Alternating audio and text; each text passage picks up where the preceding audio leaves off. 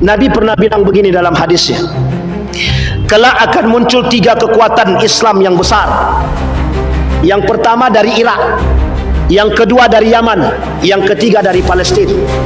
Dari Irak, kata para ulama, tidak bisa dijadikan sandaran karena banyak di antara mereka para pengkhianat. Yang dari Yaman tak memiliki kekuatan yang lebih, tapi memang Yaman selalu membantu.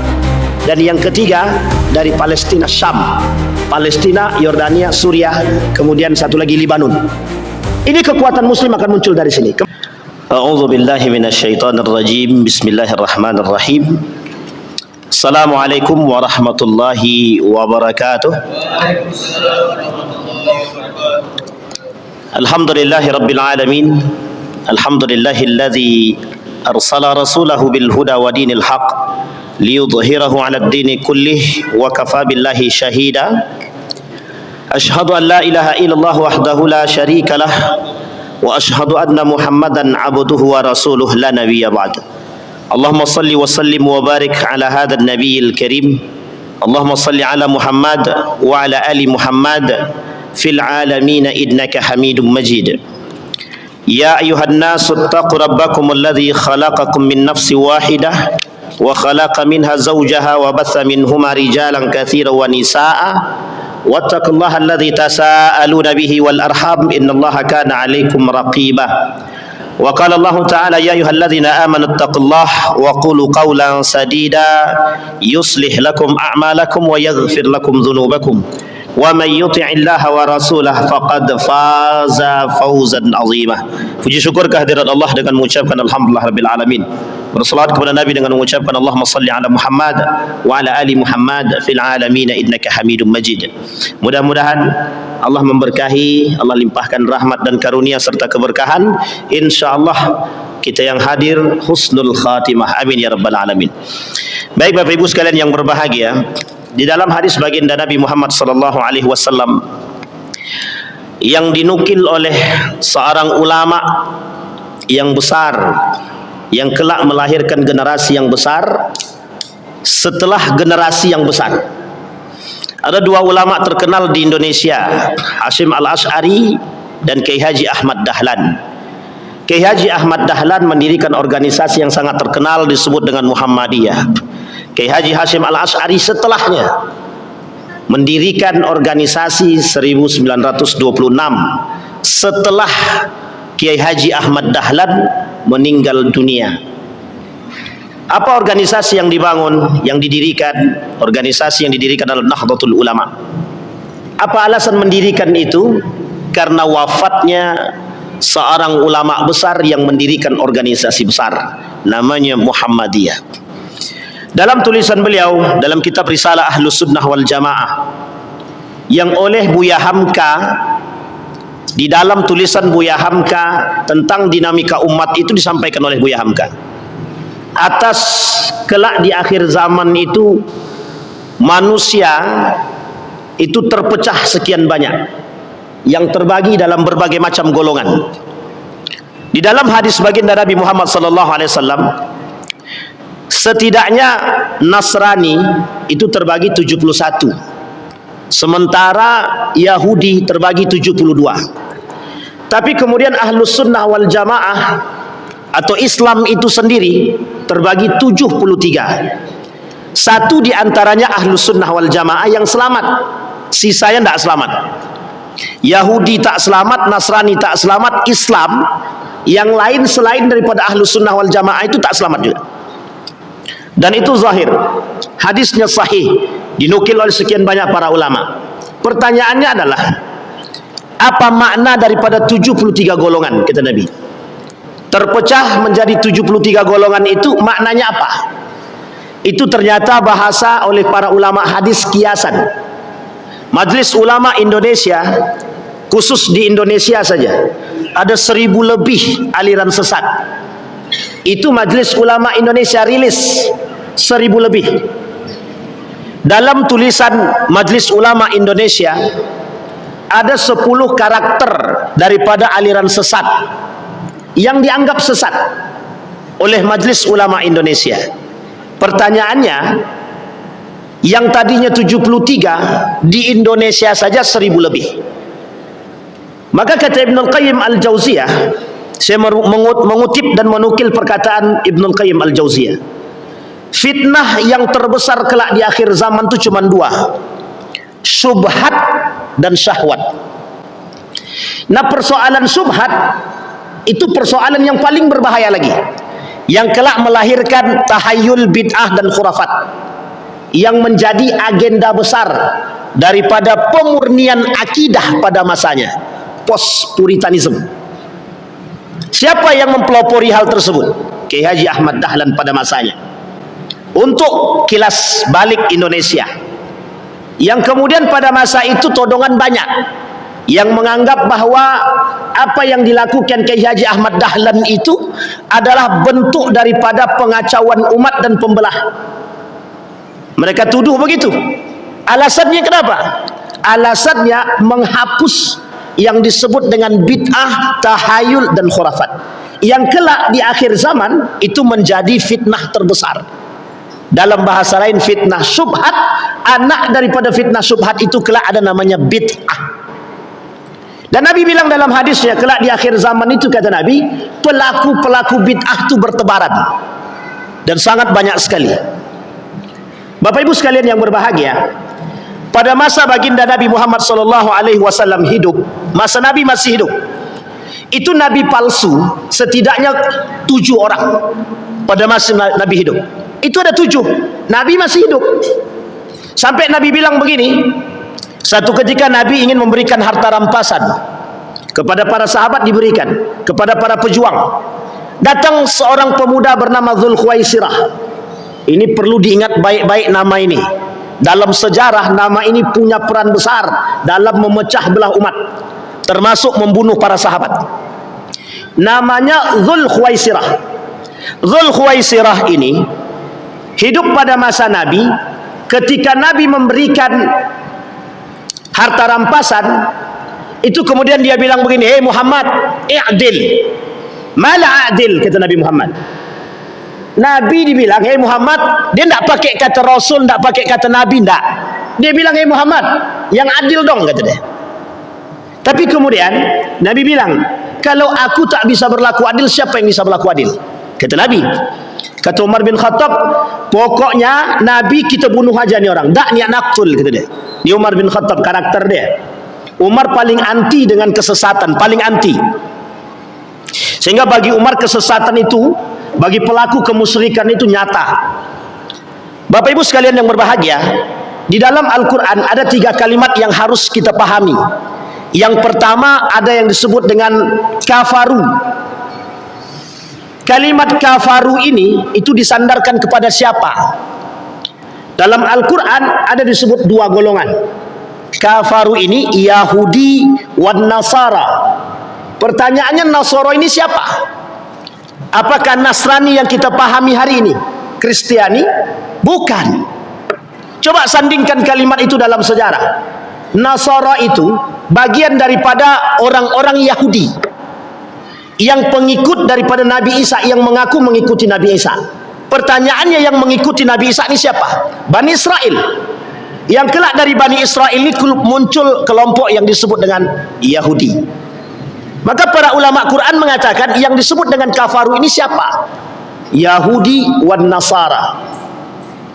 Kemudian ada kalimat selanjutnya di dalam Al-Quran, namanya asyraku, yang diberi gelar musyrikun.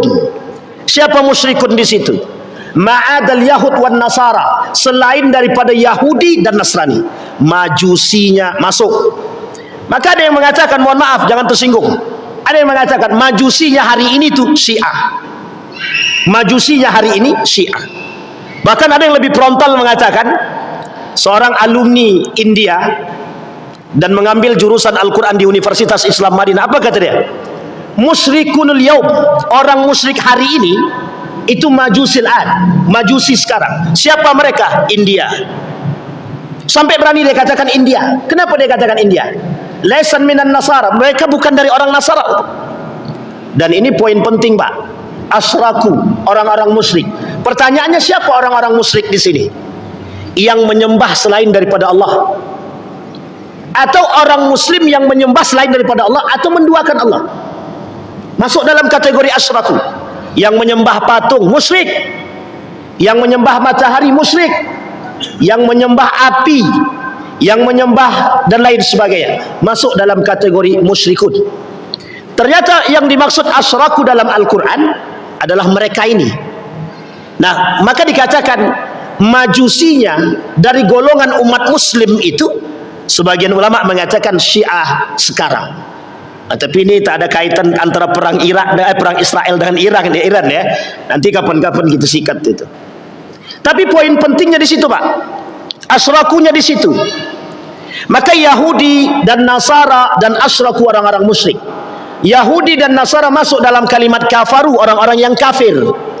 Jelas apa makna kafir tersebut? Menutupi diri daripada kebenaran. Yahudi menentang Tuhan, Bani Israel, dan itu pengkhianatan yang pernah mereka lakukan.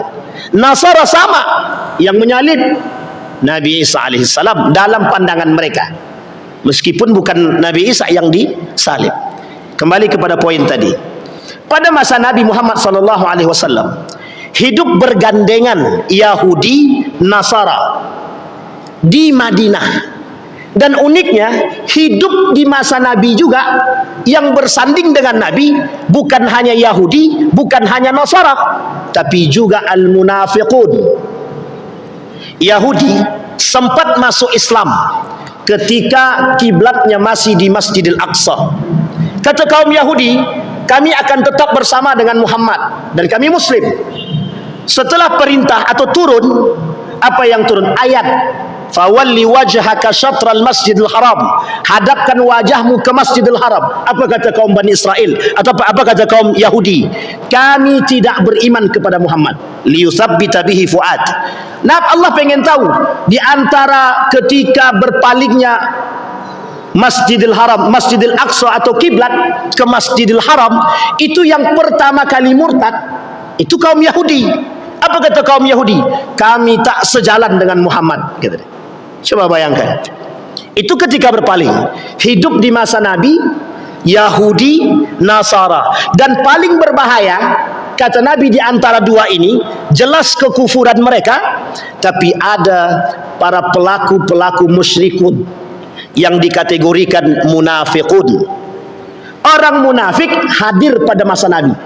Nabi masih hidup, munafik ada. Uniknya, orang munafik masa Nabi bangunnya masjid. Yang dibangun masjid sampai diabadikan oleh Allah dalam Al-Quran, Masjid Dirar. La ta'tadu. Jangan kalian jadikan Masjid Dirar itu untuk masuk ke dalamnya, karena akan menyesatkan. Karena tujuan Masjid Dirar itu, tujuannya Nabi pulang dari perang Tabuk, masuk masjid, Nabi dibunuh. Cuman itu tujuannya, tidak ada yang lain.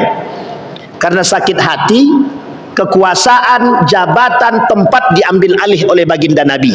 Tak lama setelah Masjid Kuba dibangun Masjid Nabawi. Setelah itu mereka bangun yang disebut dengan Masjid Dirar. Kembali kepada poin tadi. Pertanyaannya, apakah dinamika umat muslim ketika itu di Madinah? Kita tidak merujuk kepada Mekah, nanti kita lihat. Dinamika umat Islam pada masa baginda Nabi Muhammad SAW di Madinah berhadapan dengan musuh yang sangat nyata. Musuh yang nyata, kata Nabi, hum min ahlina, mereka dari golongan kami, gitu. Siapa mereka? Al-munafiqun. Sehingga Bapak Ibu sekalian yang berbahagia, al-munafiqun ini kelak punya generasi-generasi yang panjang. Salah satu di antara mereka adalah yang bernama Dzul Khuwaisirah. Dzul Khuwaisirah ahlul Quran wa yahfadzul Quran. Dia ahli Al-Quran. Tapi ketika dia berkata sama Nabi, "Hei Muhammad, adillah." Tapi kemudian Umar bin Khattab, bunuh aja nih orang. Kata Nabi, tinggalkan dia. Akan muncul dari golongan kalian, akan muncul dari umat-umat setelah kalian itu orang-orang seperti dia. Baca Quran cuma sampai di tenggorokan. Dan itu kelak yang akan melahirkan aliran-aliran politik dan akidah dalam Islam. Dan dinamika umat itu setelah baginda Nabi Muhammad SAW ditentukan setelah wafatnya Umar bin Khattab. Kita lihat dalam sejarah. Pada masa baginda Nabi Muhammad SAW, 7 nabi palsu muncul sekaligus. Tidak satu-satu, Pak, muncul sekaligus. Kalau sekarang kan nabi palsu tak banyak, cuman satu-satu setiap masa gitu. Tapi mungkin makin zaman makin akhir makin banyak yang mengaku nabi. Uniknya di akhir zaman tuh tidak ada yang mengaku setan aja, tapi ngaku nabi ada, ngaku Tuhan ada, ngaku malaikat ada. Yang tidak ngaku, yang tidak mau ngaku jadi setan tuh tidak mau dia. Tapi perilakunya lebih parah daripada Fir'aun. Itu banyak di akhir zaman. Boleh Bapak Ibu buka dalam Abwabul Fitan atau Kitabul Fitan, karangan dalam kitab Sunan Abi Daud, dalam kitab Sunan Ibnu Majah. Itu persoalan fitan, itu persoalan karakter-karakter Fir'aun yang Allah sebutkan 16 karakter dalam Al-Quran di beberapa surat. Satu di antaranya karakter-karakter congkak, angkuh, dan itu semua ada. Nah, kembali kepada poin tadi Bapak Ibu sekalian yang berbahagia, pada masa Nabi 7 nabi palsu wafat baginda Nabi Muhammad SAW, tersisa 3 nabi palsu, antara lain diantaranya adalah Musailam al-Kadzab yang oleh Abu Bakr Siddiq diperangi. Pertanyaannya, apa alasan Abu Bakar memerangi nabi palsu? Alasannya sederhana, tidak ada agama yang lebih baik dan tidak ada kesesatan yang nyata kecuali dengan munculnya nabi palsu. Maka nabi oleh para ulama disebut dengan akhirul anbiya wa akhiruz zaman. Nabi akhir, nabi paling terakhir, dan nabi di akhir zaman. Dalam kitab Armageddon, tanda kiamat kecil pertama itu lahirnya baginda Nabi. Yang kedua, wafatnya baginda Nabi Muhammad SAW. Jadi kelahiran Nabi itu sebagai tanda akhir zaman. La nabi ya ba'da, tak ada nabi setelah itu. Coba kalau ada orang yang mengaku nabi, itu muskilah. Masalahnya di mana? Masalah dalam keyakinan. Ya, ini masalah kita, Pak. Mengapa ada nabi palsu? Penyimpangan akidah. Mengapa ada nabi palsu? Ada orang yang mengaku mendapat wahyu. Uniknya, baru-baru ini, setahun yang lalu, ada orang yang mengaku dapat wahyu dan mengaku jadi nabi. Nah, ini poin penting, Pak. Kok bisa di tengah luasnya umat muslim yang beragama, yang beriman, muncul kelompok yang mengaku nabi dapat wahyu? Pertanyaannya, mengapa? Dan apa sebab? Kata para ulama Muhammadiyah dalam rilisnya, itu dikatakan sebab penyimpangan akidah itu di antara 5, dha'ful ilmi. Apa itu dha'ful ilmi? Lemahnya ilmu. Ini masalah, Pak, sangat masalah. Iqra itu turun dalam kitab Kaifa Yubarrijul Quran Al-Haya. Itu tujuan Iqra itu bukan arti bacalah, bukan. Hei manusia, Anda punya akal telaah dengan sebaik mungkin. Anda punya akal belajar sebaik mungkin. Anda punya akal analisis sebaik mungkin. Itu tujuan Iqra. Jadi kalau tujuan Iqra yang diciptakan oleh Allah cuma sekedar membaca, itu tak sejalan dengan makna yang sesungguhnya. Tapi kalimat kedua yang dikatakan Allah dalam Al-Quran, Iqra bismi rabbikal ladzi khalaq. Kalimat ini yang tak boleh kita tinggalkan. Ketika manusia dituntut untuk belajar, tapi ingat, kenal dulu dengan Tuhan. Sehingga ketika mereka beriman kepada Allah, kata Allah, wattaqullaha wa yu'allimukumullah. Orang yang belajar, maka dalam konsep perang pemikiran itu ada 2. Ilmu dibarengi dengan iman, iman dibarengi dengan ilmu. Ilmu tanpa iman itu mesti rusak, mesti rusak. Banyak yang bergelar profesor tapi menyesatkan itu banyak. Banyak sekali.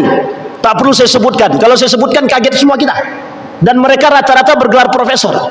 Yang kedua, orang beragama tapi tanpa ilmu, sesat dan menyesatkan.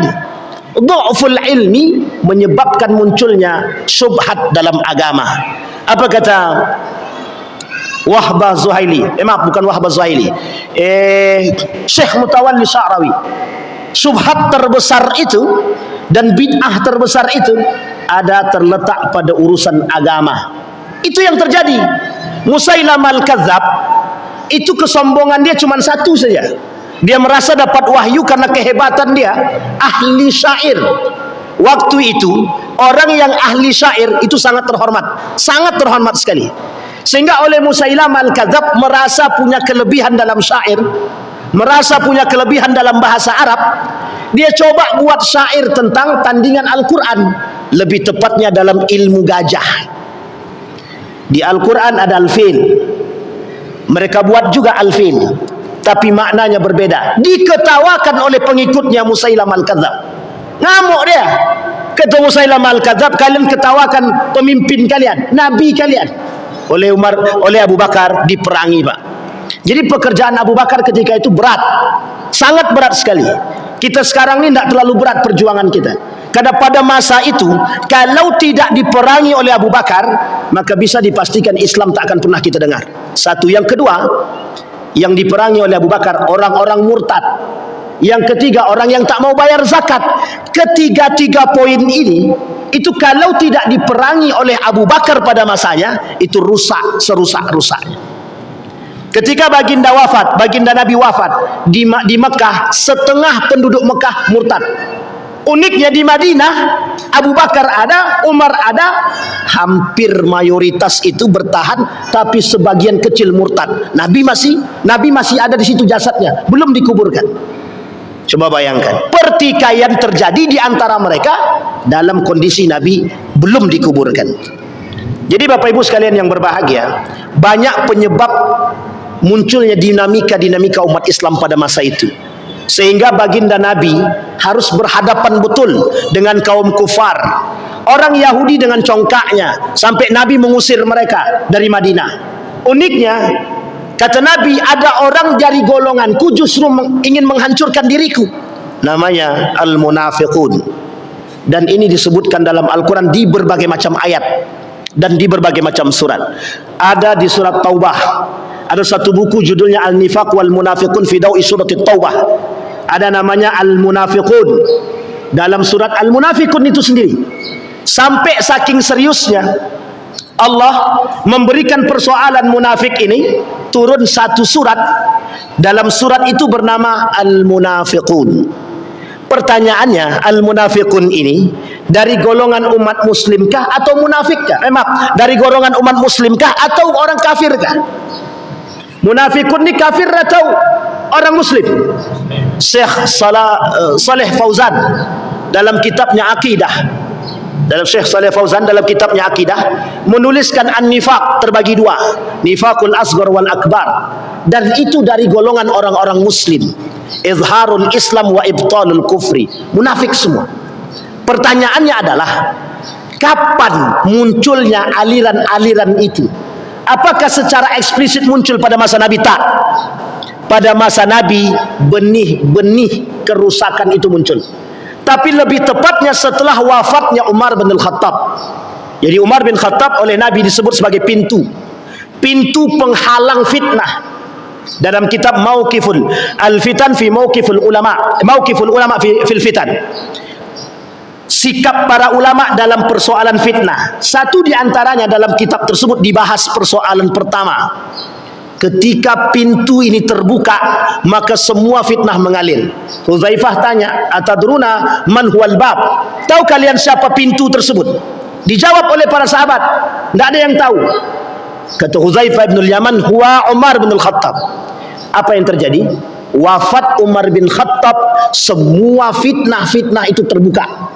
Orang yang pertama yang menemukan fitnah itu, yang mendapatkan fitnah itu, baik syubhatnya ataupun syahwatnya, terjadi pada masa Utsman bin Affan. Umar bin Khattab, yang membunuh Umar bin Khattab itu mengerti agama, paham Al-Quran. Yang membunuh Utsman bin Affan itu menggunakan Bismillah Allahu Akbar, paham Al-Quran, mengerti agama. 6 orang dengan tusukan yang bertubi-tubi. Yang membunuh Ali bin Abi Thalib mengerti agama, mengerti betul dengan Al-Quran. Yang membunuh atau meracun Al-Hasan sama mengerti Al-Quran. Yang membunuh Al-Husain, yang menggorok lehernya, paham Al-Quran, bahkan hafal Al-Quran. Pertanyaannya, muslim atau non-muslim?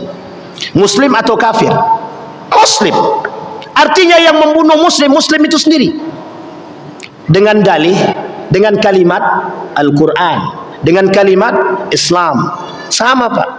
Dan itu syubhat terbesar kita hari ini. Dan itu dinamika umat muslim hari ini. Dan itu problematika umat muslim hari ini. Maka kalau umat muslim mau punya perhatian khusus dalam aspek ini, maka akan ketemu, Pak, titiknya. Di mana persoalannya? Persoalannya sederhana. Cara memahami agama. Dia poinnya di situ. Kembali kepada poin tadi. Maka kata baginda Nabi Muhammad sallallahu alaihi wasallam, semasa Nabi hidup, nabi palsu muncul. Orang-orang munafik muncul. Sampai Huzaifah memegang 40 nama orang munafik. 40 nama. Umar datang, ada anak nama aku di situ. Kata Huzaifah, dia tak mau menyampaikan, tak mau menyebutkan. Huzaifah sampai hayat dia mati, dia tak pernah sebutkan 40 orang itu, kaum munafik. Dan uniknya kaum munafik itu tukang melakukan pecah belah umat pada masa baginda Nabi Muhammad sallallahu alaihi wasallam. Kembali kepada poin. Umar bin Khattab meninggal, dibunuh. Fitnah mulai bermunculan. 6 tahun kepemimpinan Utsman bin Affan, semua menyayangi Utsman bin Affan. 6 tahun terakhir muncul sebuah fitnah. Disitulah datangnya para pembunuh-pembunuh Utsman bin Affan dari Mesir, yang ketika itu terindikasi, mohon maaf, ketika itu terindikasi mengikuti paham yang mereka katakan kami pengikut Ali bin Abi Thalib. Propaganda yang mereka bangun ketika itu untuk merusak citra Ali bin Abi Thalib, yang setelah itu Ali bin Abi Thalib bertikai dengan Siti Aisyah, yang disebut, diabadikan dalam sejarah, nama perangnya Perang Jamal. Tidak ada pertumpahan darah. Ketidakpercayaan Siti Aisyah kepada Ali bin Abi Thalib yang tidak bisa menumpas. Ali tak tahu menau. Setelah terbunuh Utsman, Ali datang, pembunuhnya sudah nggak ada. Pembunuhnya udah nggak ada. Yang tersisa istri dia yang masih hidup dalam kondisi tangan yang patah dan dipatahkan. Sementara ajudan dia, kalau bahasa sekarang, Utsman bin Affan, itu dibunuh. Jadi yang membantu Utsman dibunuh, istri dia patah tangan dia, dipatahkan. Jadi jangan salah Pak, pembunuhan pada masa Utsman itu sadis, masa Ali sadis, dan paling sadis lagi nanti pada masa Al-Husain. Dan yang dilakukan dalam bentuk kebahagiaan, mengatasnamakan Allah, mengatasnamakan Islam. Apa kata mereka? Ya Allah, aku serahkan jasad Utsman ibn Affan untukmu atas kezaliman yang dia buat. Coba bayangkan, sahabat Nabi yang sudah dipastikan masuk Islam bertikai Ali dengan Aisyah, karena Ali oleh Nabi sudah disampaikan dalam hadis. Kata Nabi kepada Ali bin Abi Thalib, sini, kelak engkau akan bertikai dengan Ummul Mukminin. Langsung galau Ali bin Abi Thalib. Maksudnya, waktu itu saya celakakah? Dia bertanya sama Nabi. Jawab Nabi, tidak. Engkau akan menang atas diri dia, dan jika engkau masih dapatkan dia, letakkan dia kembali di tempatnya. Betul Pak, Ali menang atas Aisyah. Ali biarkan Aisyah kembali ke Madinah, dan Aisyah tetap di Madinah. Ali pindahkan kerajaan sistem khalifah ketika itu dari Madinah pindah ke Kufah, yang hari ini kita sebut sebagai Irak, yang dulunya Babilonia. Ini sejarah nih Bapak Ibu, perlu dipahami. Singkat cerita, ini singkat cerita aja nih Pak. Muawiyah tidak terima. Kata Muawiyah, tidak begitu. Pokoknya Ali harus mencari pembunuh Utsman. Aku tidak akan berbaiat kepada Ali sampai dia temukan. Kata Ali bin Abi Thalib, itu Muawiyah berkhianat kepada kami. Datang tukang gesek di belakang. Betul tuh, habiskan aja, lawan aja. Tukang gesek dari sisi Muawiyah juga begitu. Udahlah pokoknya perang. Terjadi perang yang disebut dengan perang Siffin. 45.000 yang meninggal dari kalangan Muawiyah, 25.000 yang meninggal dari golongan Ali bin Abi Thalib. Dimenangkan oleh Ali. Muawiyah tahu kondisinya sudah tak baik, dibuatlah namanya arbitrase. Arbitrase perdamaian. Diikat Al-Quran, ditombak, diangkat Al-Quran dalam bentuk perdamaian. Abu Musa al-Ash'ari yang ketika itu menjadi negosiatornya, dan yang ikut mendukung, memaksa Ali untuk menyetujui, rakyat Kufah yang pada masa itu mendesak Ali bin Abi Thalib untuk menyetujui. Singkat cerita Bapak Ibu sekalian yang berbahagia, Mereka pula lah yang mengkhianati Ali bin Abi Thalib setelah pulang dari tempat pertempuran menuju Kufah. Di perbatasan Harura keluarlah 200 lebih dari golongan mereka yang mengakui mengikut Ali, yang kelak mereka disebut sebagai golongan Khawarij. Dan ini golongan yang diperangi oleh Ali dalam perang yang disebut dengan Perang Nahrawan. Dihabisin sama Ali bin Abi Thalib semuanya. Dalam riwayat yang lain, kalau kita baca dalam sejarah yang lain, Ali menyisakan 10 kaum munafik, 10 kaum Khawarij itu disisakan 10. Dalam riwayat yang lain dihabisin semua oleh Ali bin Abi Thalib, tidak ada yang ditinggalkan. Tapi ulama lebih condong pada yang 10. Yang 10 ini bukan ditinggalkan, tapi lari kalang kabut. Satu di antara mereka anak daripada Dzul Khuwaisirah, yang ketika itu dalam perang Khawarij itu Dzul Khuwaisirah terbunuh, dan anaknya lari kelak yang akan membunuh Al-Husain pada perang Karbala, dan dia mengikuti itu. Di mana? Perbatasan dekat Kufah. Jadi Bapak Ibu sekalian yang berbahagia, Nabi pernah bilang begini dalam hadisnya, kelak akan muncul 3 kekuatan Islam yang besar. Yang pertama dari Irak, yang kedua dari Yaman, yang ketiga dari Palestina. Dari Irak, kata para ulama, tidak bisa dijadikan sandaran karena banyak di antara mereka para pengkhianat.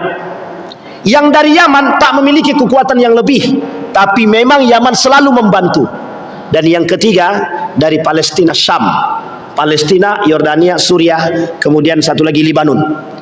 Ini kekuatan Muslim akan muncul dari sini. Kembali kepada poin tadi, meninggal Utsman bin Affan, bertikai Ali dengan Aisyah, bertikai juga Ali dengan Muawiyah. Disinilah Bapak Ibu sekalian yang berbahagia, secara eksplisit umat Muslim mulai terpecah.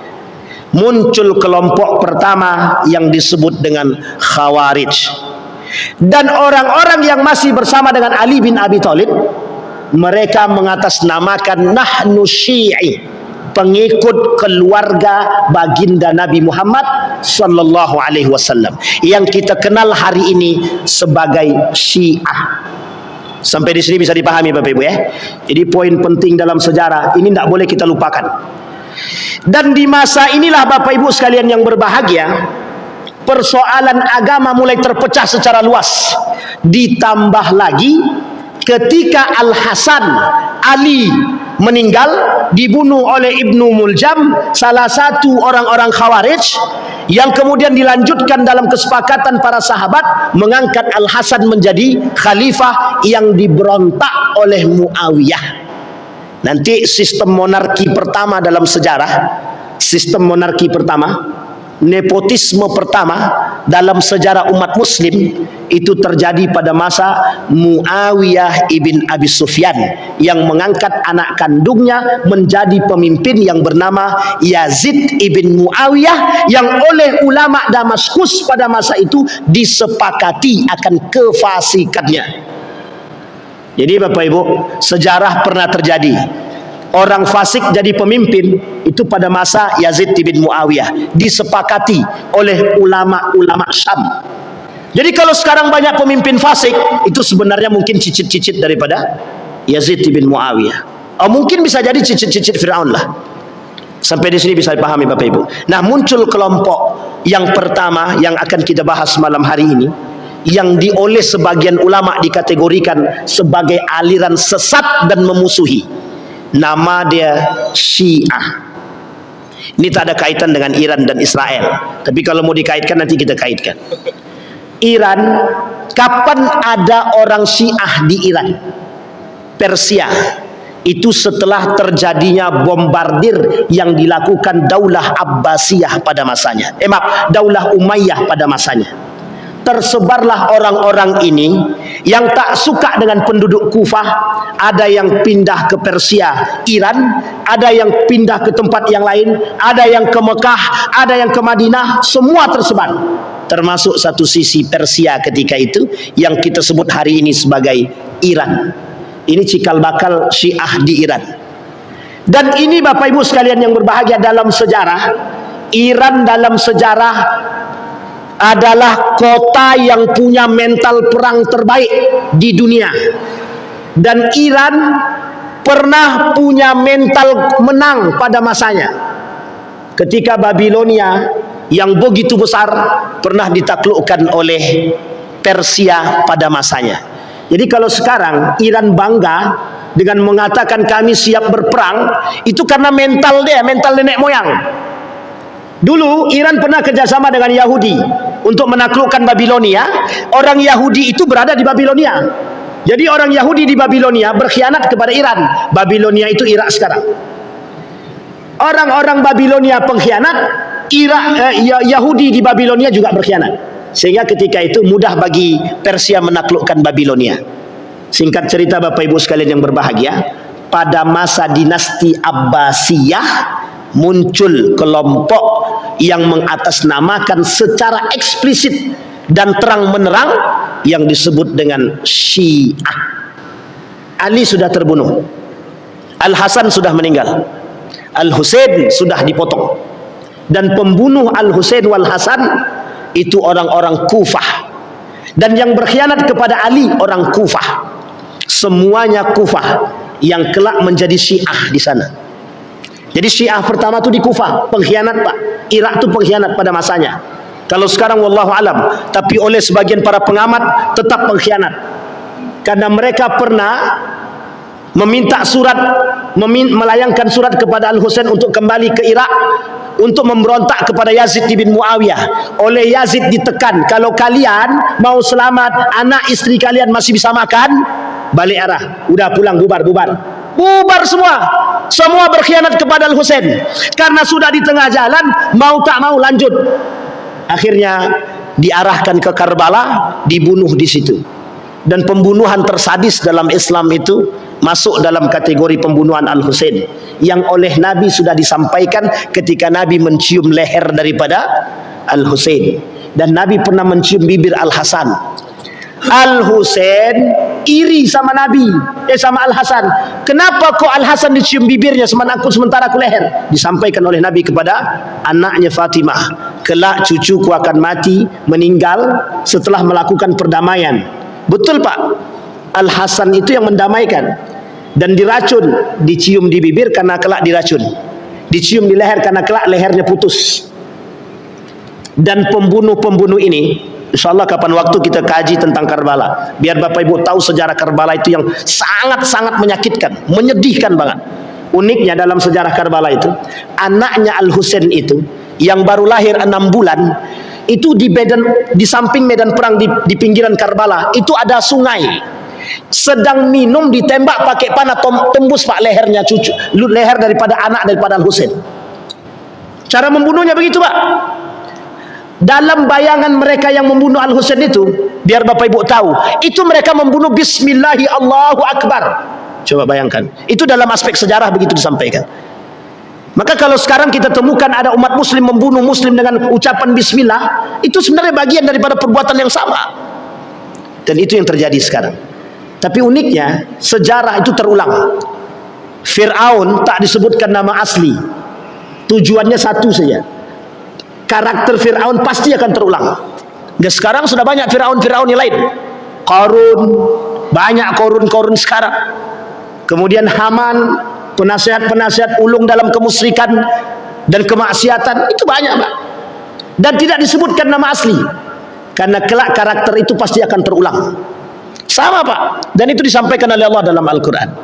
Nah Bapak Ibu sekalian yang berbahagia, ada kelompok yang disebut dengan Syiah, yang mengaku sebagai pengikut Ali bin Abi Thalib. Di masa Ali masih hidup, mereka sudah mengaku pengikut Ali, tapi Ali kata saya bukan Syiah. Ali pernah berkata bahwa diri dia bukan Syiah. Setelah Ali meninggal, deklarasi Syiah itu lebih tepatnya pada masa dinasti Abbasiyah, ketika Al-Abbas berhasil menumpas kezaliman yang dilakukan oleh dinasti Umayyah. Ini sebenarnya perang saudara karena rasa sakit hati. Abbasiyah sakit hati dengan Umayyah karena merebut paksa kekuasaan dari keluarga Nabi. Al-Abbas merasa dari keluarga Nabi harus mengambil paksa kekuasaan itu dari dinasti Umayyah. Jadi perangnya sama, perang saudara. Jadi perang itu sudah perang saudara, umat muslim dengan muslim. Abbasiyah mengambil dari dinasti Umayyah. Kelak Mongol Andalusia sama Pak. Mongol mengambil paksa kerajaan Abbasiyah pada masanya. Disebabkan ketidakpercayaan umat muslim kerajaan kecil yang berada di sekitar Abbasiyah, termasuk ketika itu kerajaan At-Turk, itu kerajaan kecil di Turki yang kelak yang akan mengambil alih dalam dinasti Utsmaniyah setelah beberapa tahun yang akan datang. Jadi Bapak Ibu sekalian yang berbahagia, kita ini selalu diselimuti dengan perang saudara. Uniknya para kaum munafik yang masuk ke dalam itu yang menjadikan provokatornya di situ. Syiah yang memprovokator untuk berperang. Kemudian Syiah juga yang memprovokator lawan untuk berperang. Jadi terjadi adu domba. Kapan Syiah punya pemahaman yang sesat dan menyesatkan? Bukan pada masa dinasti Abbasiyah, lebih tepatnya setelahnya. Jadi pemahaman Syiah atau sesatnya akidah Syiah itu nanti setelah dinasti Abbasiyah, lebih tepatnya di akhir kepemimpinan dinasti Abbasiyah. Apa kesesatan yang paling nyata? Kesesatan yang paling nyata yang mulai ditonjolkan oleh mereka adalah ketika Ali bin Abi Thalib tidak diangkat menjadi khalifah pada masa Utsman bin Affan. Jadi sakit hatinya sudah mulai tertanam lama. Ada kelompok yang menghasut dalam bentuk provokasi, tapi tidak digubris oleh Ali bin Abi Thalib. Setelah wafat Ali baru digubris. Yang menggubris kebetulan orang-orang mereka yang memaksa Al-Hasan untuk berperang. Yang memaksa Al-Hasan untuk berperang dan yang memaksa Al-Husain untuk tetap ikut. Uniknya Bapak Ibu sekalian yang berbahagia, semenjak Ali bin Abi Thalib tidak diangkat menjadi khalifah, dalam latar kalimat yang disampaikan oleh baginda Nabi Muhammad SAW, Maula ya Ali, kata Nabi kepada Ali bin Abi Thalib dalam perkumpulan para jamaah dalam haji ketika itu, dipanggil Ali, Ali maju ke depan. Barang siapa yang memuliakan Ali, maka dia telah memuliakanku, kata baginda Nabi. Kalimat ini dipahami oleh kelompok pengikut Ali sebagai latar bahwa Ali lah yang paling berhak menjadi pemimpin setelah baginda Nabi Muhammad SAW.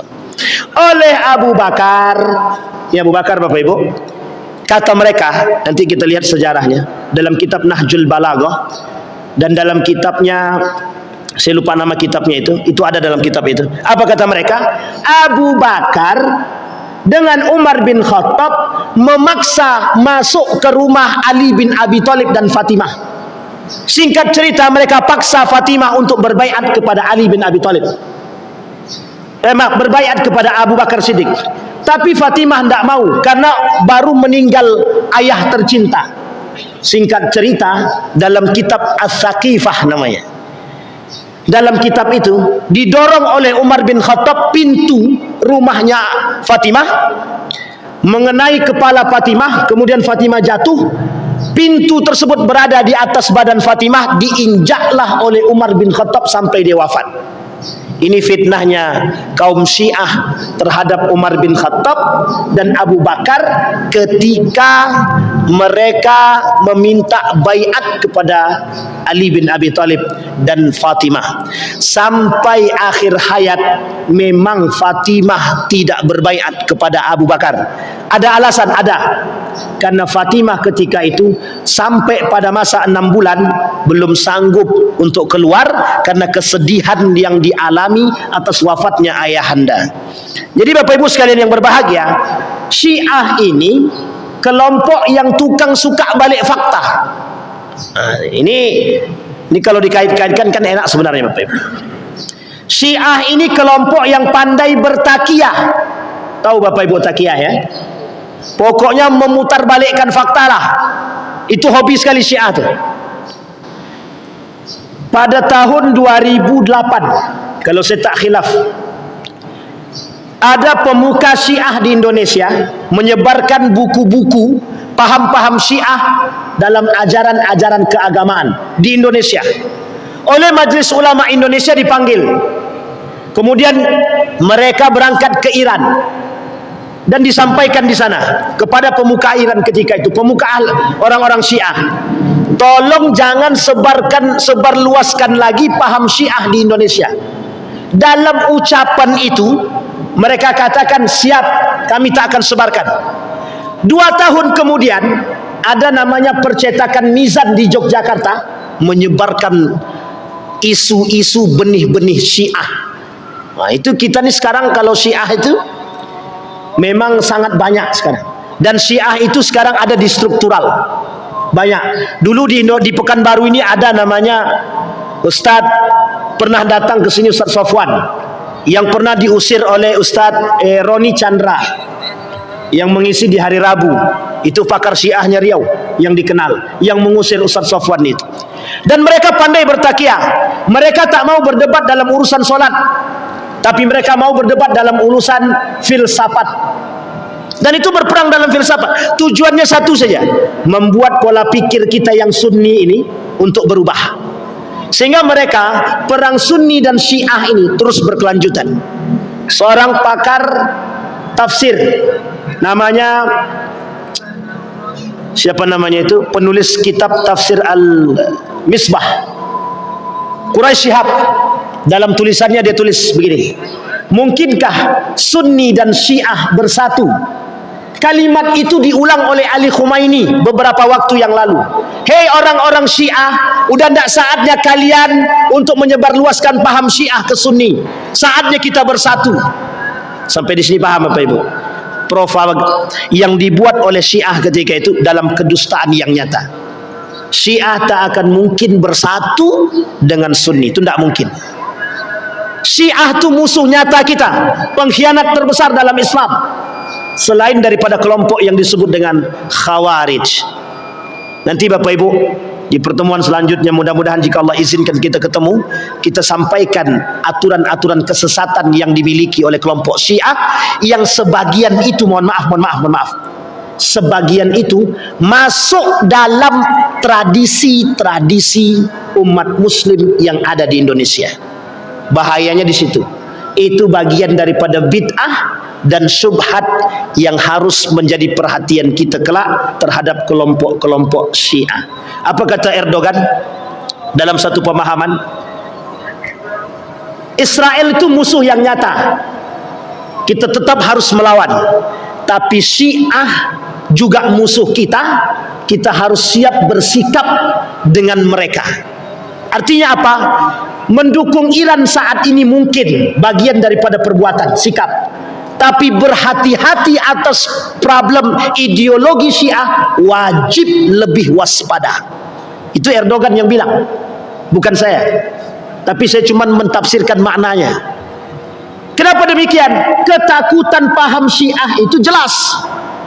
Jangan salah Bapak Ibu, Syiah itu punya model politik yang tak bisa kita tebak kadang-kadang. Kapan waktu kita bahas dulu kesesatan-kesesatan Syiah dan berapa banyak terbagi mereka yang ada di Indonesia, dan bagaimana sikap Majelis Ulama Indonesia terhadap sikapnya kelompok-kelompok Syiah.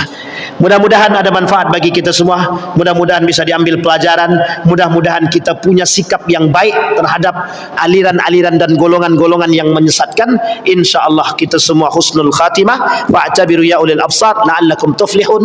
Assalamualaikum warahmatullahi wabarakatuh.